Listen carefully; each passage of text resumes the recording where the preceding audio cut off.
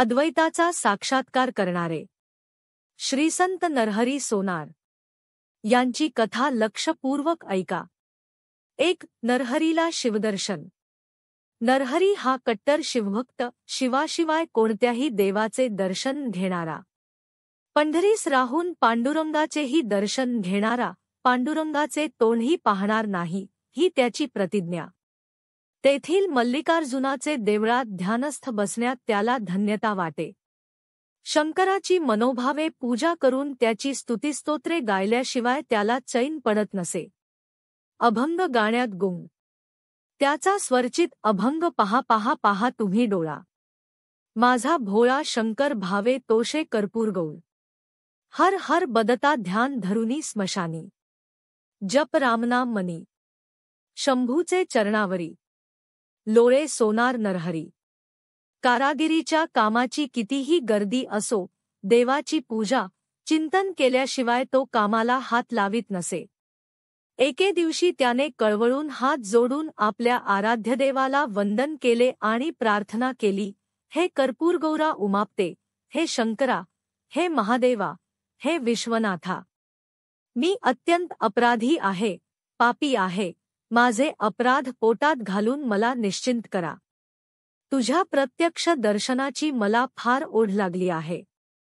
हे त्रिपुरांतका, है महादेवा, मला आता धीर धरवत नाही, दर्शन देऊन माझे मन शांत करा। अत्यंत कळवळ्याने केलेला धावा ऐकून देवही संतुष्ट झाले। त्याच्या इच्छेप्रमाणे शंकरांनी नरहरीला रात्री स्वप्नात दर्शन दिले आणि म्हणाले, भक्ता, मी तुझी आर्तता ओळखून प्रसन्न झालो आहे, तू निश्चिंत रहा, कशाचीही काळजी करू नकोस। स्वप्नातून बाहेर पडताच नरहरी जागा झाला। जय शंकर म्हणून ओरडला आणि स्वप्न पुन्हा पुन्हा आठवून गहिवरून येत होता। आनंदातिशयाने तो थोडा गडबडूनही गेला। अनेक वर्षांची तपश्चर्या फळास आली, स्वतःला धन्यता वाटली। मल्लिकार्जुनाचे हर्षोत्फुल मनाने चिंतन करीत तो पुढील कामास लागला। 2. सावकार श्रीमान पण बेचैन। सुख हे पैशावर अवलंबून नसते। कितीही पैसा असला तरी काही सुखे विकत घेता येत नाहीत। संततिसुख हे त्यांपैकीच एक आहे। दौलताबादचा हरिशेठ सावकार अतिशय श्रीमंत। घरात गजात लक्ष्मीचा वास। सर्व प्रकारची सुखे हात जोडून उभी, पण त्यात एका सुखाची उणीव। या सुखाच्या अभावामुळे हरिशेठ व त्याची बायको मनामध्ये खिन्न वरकरणी दोघे आनंदित दिसायची, पण संतती नसल्यामुळे मनाला खंत वाटे। एखादे तरी मूल हवेच, मुलाशिवाय कौटुंबिक जीवन निरर्थक। पुष्कळ उपाय झाले, दानधर्म केले, अनेक व्रते केली, नवससायासही झाले, पण व्यर्थ। हरिशेठची बायको रमाबाई हिने एक उपाय सुचवला। त्याच गावात गोपाळशास्त्री या नामवाचे एक कर्मनिष्ठ, पांडुरंगाचे निस्सीम उपासक राहत होते। ते लोकांच्या उपयोगी पडणारे आणि त्यांची दुःखे दूर करणारे असा लौकिक त्यांनी संपादन केलेला होता। रमाबाईने आपल्या पतीला त्यांना एकदा भेटण्याचे सुचविले। हरिशेठने त्यांना भेटण्याचे ठरविले। त्यांच्या मनात एक उत्स्फूर्त आशांकुर निर्माण झाला। ते पतिपत्नी गोपाळशास्त्री यांचेकडे गेले। एवढे श्रीमान सावकार आपल्याकडे आलेले पाहताच शास्त्रीबुवांना आश्चर्य वाटले। यांना कशाची चिंता? लक्ष्मीचा वरदहस्त सर्व सुखे पायाशी लोळण घेत आहेत। यांचे माझेकडे आज काय काम असावे, असा मनात विचार करीत हरिशेठनी मनातील व्यथा व्यक्त केली। कितीही पैसा लागला तरी मी तो खर्च करण्यास तयार आहे। शास्त्रीबुवा म्हणाले, येथे पैशाचा प्रश्न नाही, भावनेचा आहे। पांडुरंगावर पूर्ण विश्वास पाहिजे। हरिशेठ म्हणाले, तुम्ही म्हणता ही गोष्ट खरी आहे। पांडुरंगाची सेवा मी मनोभावे करण्यास तयार आहे। काही मार्ग दाखवा। शास्त्रीबुवा नेहमीच्या पद्धतीनुसार काही काळ ध्यानस्थ बसले। नंतर त्यांनी डोळे उघडले आणि म्हणाले, शेठजी, देवाला एक नवस करा। मला पुत्रप्राप्ती होताच पांडुरंगा, तुला सोन्याचा करगोटा बांधीन। दोघांनी हा नवस मनापासून उच्चारला आणि शांत चित्ताने घरी परतले. देव पावला, नवस फळास आला. रमाबाईंना पुत्ररत्न प्राप्त झाले. ही आनंदाची वार्ता सांगण्यास उल्हसित मनाने हरिशेठ शास्त्री बुवांकडे गेले. त्यांच्या घरातील पांडुरंगापुढे एक मोठा केशरी पेढ्यांचा पुडा ठेवला आणि मनोभावे देवाला नमस्कार केला. आता नवस पुरा करण्याचा प्रश्न. हरिशेठ म्हणाला, हा सोन्याचा करगोटा कौशल्याने तयार करणारा कोण मिळेल? अहो, विचारात कशाला पडता? तुम्ही पंढरपूरला जा आणि नरहरी सोनाराला भेटा. तो उत्तम कारागीर आहे. एकदम मनपसंत असा करगोटा तो तयार करील. 3. नरहरी सोनार डोळे बांधून देवळात गेले. नरहरीने रत्नजडित करगोटा तयार करण्याचे मान्य केले, पण त्याला पांडुरंगाच्या कमरेचे माप हवे होते. तुम्ही माप आणलेत का? नाही. आपण देवळात जाऊ आणि तेथेच माप घेऊ. चला माझ्याबरोबर, माझ्या गाडीतून. छे हो, ही गोष्ट जमणार नाही. मी पांडुरंगाच्या देवळात कधीच जात नाही. त्याचे दर्शन कधीच घेत नाही. माझा मल्लिकार्जुन, नमः शिवाय, नमः शिवाय. शिवाशिवाय मी कोणत्याच देवाची भक्ती करीत नाही. नमः शिवाय, नमः शिवाय. पांडुरंगाचे मी तोंड देखील बघणार नाही. हरिशेठना आश्चर्य वाटले. पंढरपुरात पांडुरंगाचे तोंड पाहणारा मनुष्य विरळाच. ते म्हणाले, नरहरी बुवा, काही हरकत नाही. तुमचा निश्चय कसा मोडू? मी माप घेऊन येतो. माप मिळाल्यावर नरहरी सोनाराने आपले कौशल्यपणास लावून रत्नजडित करगोटा तयार केला. तो चकाकणारा जिन्नस त्याने हरिशेठला दिला.